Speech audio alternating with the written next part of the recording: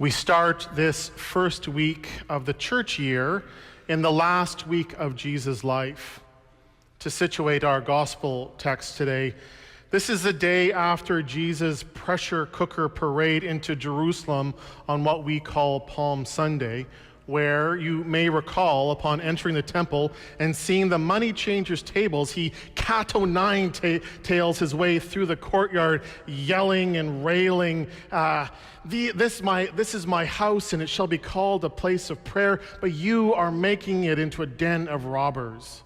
The tensions are still knife edge the next day, where Jesus gets into an extended argument with the scribes and the Pharisees. They try to trick him, and he absolutely unloads on them. Woe to you, blind guides, who say, whoever swears by the sanctuary is bound by nothing, but whoever swears on the gold of the sanctuary is bound by oath. You blind fools, you hypocrites, you are like whitewashed tombs, which on the outside look beautiful, but inside are full of the dead bones. So Jesus is pretty fired up here. And then at the end of this extended conflict, he comes out of the temple and points to the buildings and tells his disciples, truly I tell you, not one stone will be left here upon another, all will be thrown down. And they ask him, when, Lord? Tell us when this will be, and what will be the sign of your coming and the end of the age. Tell us when. And that's where we pick up on the story today. Tell us when, Lord. When. But before we look at what happens next, a bit more context. Because especially this time of year where we anticipate God's inbreaking into human history and human experience in Christ, it is important to name that Jesus was not saying that he was coming to start a new religion called Christianity, and all that had come before would be thrown down. With his talk of the destruction of the temple, Jesus was not speaking of the end of Judaism. Jesus, of course, was a Jew, speaking to Jewish people. And what got him all fired up was the co-opting of the spiritual by the material and the performative. He was talking about the supersession of obedience to God by the controlling impulses of empire embodied by Rome and their puppet king Herod. Herod, who was not a Jew by birth, and where, according to the theologian Diana Butler-Bass, the stories of his conversion and devotion were fake news, planted as propaganda by the Roman Empire to smooth his transition into power. And for Herod, power was paramount. It was power and his place in history that motivated him to rebuild the temple during his reign. With fervor, he embarked on massive building projects, overlaying surfaces with gold and ostentation, and putting his name on everything. Remind you of anyone? Never mind God. Herod wanted a temple worthy of him, his greatness, his legacy. And when people looked upon it, even into the future, it was him that he wanted them to remember. That's the story he wanted told of King Herod the Great and his temple. And that's what gets Jesus so upset.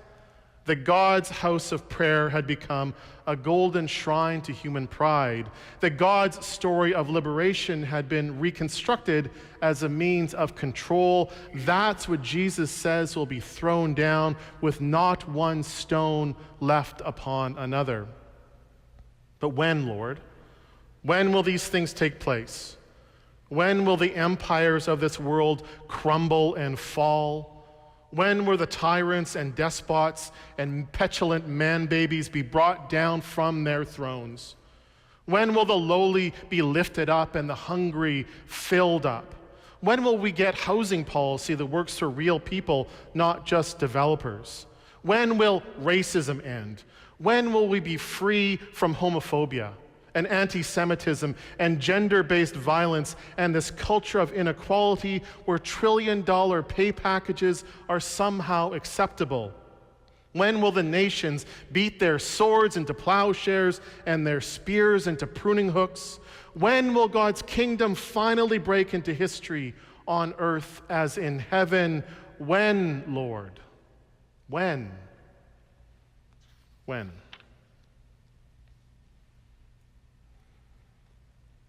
A number of weeks ago, Jonathan and I had a meeting about Advent and what we might propose as a theme for this season. Independently, we both had been thinking about the nature of truth and how asking questions like when, where, how, who might help us all discern what is really real in this age where, as we all know, powerful forces are actively leveraging disinformation, deep fakes, and algorithmic rage to keep us distracted and complicit in the new empires of consumerism and performative tribalism. Advent is about tuning our perception to recognize what is true, what is real through the lens of faith, which is very different from seeking a blind faith. And so over the next weeks, we will be like Mary, who questioned the angel at the Annunciation, how can this be? Because asking questions is no enemy of authentic faith. In fact, I would argue it is a requirement for it. Now, for my own preparation for this season, I wanted to break out of my usual research bubbles and engage with some different sources, perhaps some literature, I thought. And thinking about living in this age of disinformation, my first stop was George Orwell's 1984. I've heard about it forever, but I've never actually read it. Have you? If not, don't. Between the prophetic predictions of all-seeing telescreens and extreme fomentation of hate to control the masses, I was a mess reading it. And I kept on wondering why my version had a rat on the cover. Well, you find out by the end. 1 out of 10 stars, do not recommend. After I finished it, I needed to spend time with Tolkien and his hobbits to clean my psychological palate before I could get on with my life. However, I do get why 1984 has stood the test of time. And in fact, I found Orwell's notions of time itself very poignant and pertinent to the times we are living in now. An argument he keeps coming back to is this: whoever controls the past controls the future, and whoever controls the present controls the past. Whoever controls the past controls the future. Whoever controls the present controls the past. In the book, this mantra articulates the totalitarian party's philosophy of absolute control, where it actively rewrites history to manipulate the present and ensure its dominance into the future.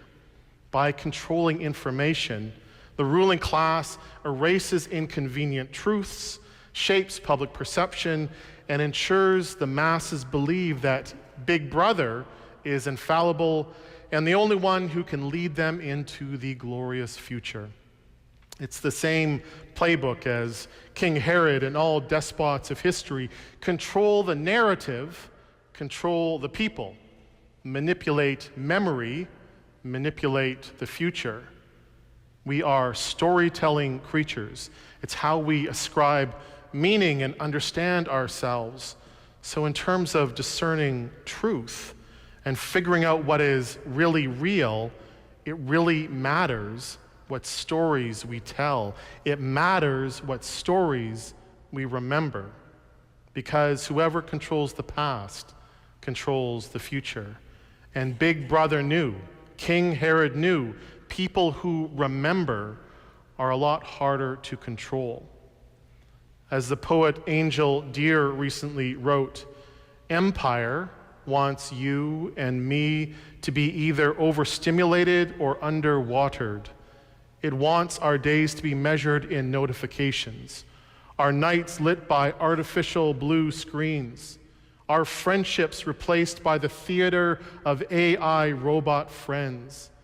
It wants us to stop noticing the oak outside our window and the way our child's breath changes when they fall asleep on our chest. Why? Because people who notice belong to something older than the market. People who belong are hard to sell. People who remember are hard to rule. It matters what stories we remember. Jesus understood this, and that's why he was so fired up that day at the temple, because the forces of empire were trying to reconstruct God's story of liberation as a means of control, and that must be thrown down, with not one stone left upon another. But as the gospel tells us, Jesus does not do this with strength of arms or money or a political party. He does it by parable, by story. These stories that we still tell 2,000 years later. And why do we still tell them? Because they speak to the deepest longing of the human soul, that part of us that holds memory of who we really are. Of Jesus the storyteller, Kahlil Gibran once wrote this: he would tell a story or relate a parable, and the like of his stories and parables had never been heard in the land before. He seemed to spin them out of the seasons, even as time spins the years and the generations. He would begin a story thus: the plowman went forth to the field to sow his seeds.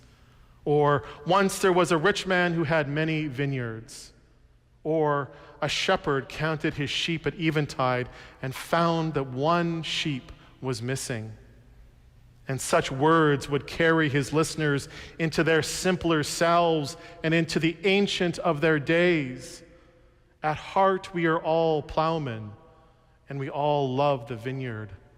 And in the pastures of our memory, there is a shepherd and a flock and a lost sheep.